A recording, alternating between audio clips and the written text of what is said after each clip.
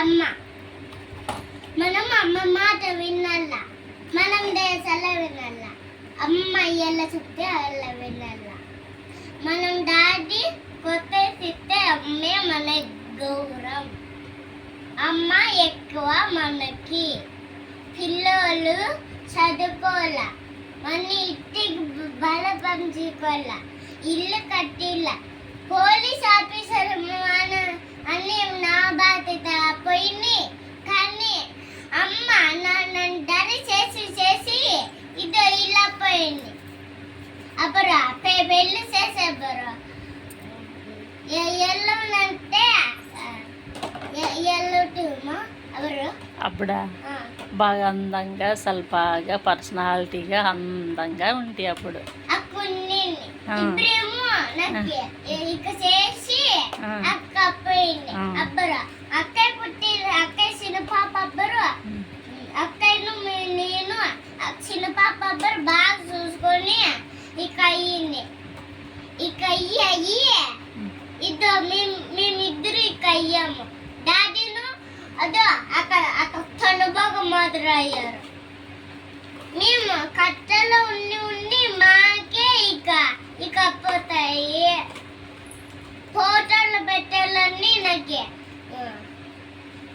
నా బత్తర చేపిల్లన్నీ ఇలా డాన్స్ మళ్ళీ ఫోటోలు చేపిస్తున్నారు. మమ్మీ వాళ్ళు రోజు ఫోటోలే పిచ్చి పట్టింది. కానీ ఏమే షాపు మీద డబ్బుల మీద గౌరవం రా మమ్మీకి. పిల్లల్ని పెద్దగా పోలీస్ ఆఫీసర్స్ మాత్రం చేపిద్దాం, చదువు చేపిద్దాము, మన్ని పెద్దకు చేపిద్దాము, బర్త్డే చేపిద్దాము, కారు కొనిద్దాము అన్నది ఎక్కడివి ఏమీ లేవు. నా మాట వినువా మమ్మీ? అస్సలు వినువా?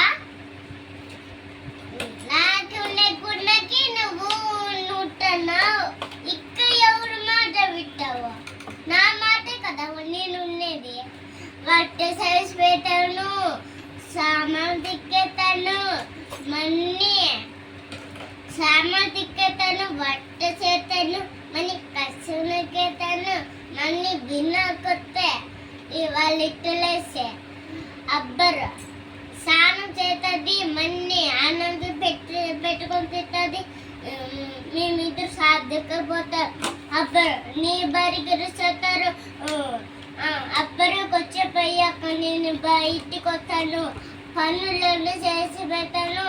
కానీ ఇత్త పనులు అయినా ముత్తుకొని వారుతాడు సల గాలి దొరో నక్క.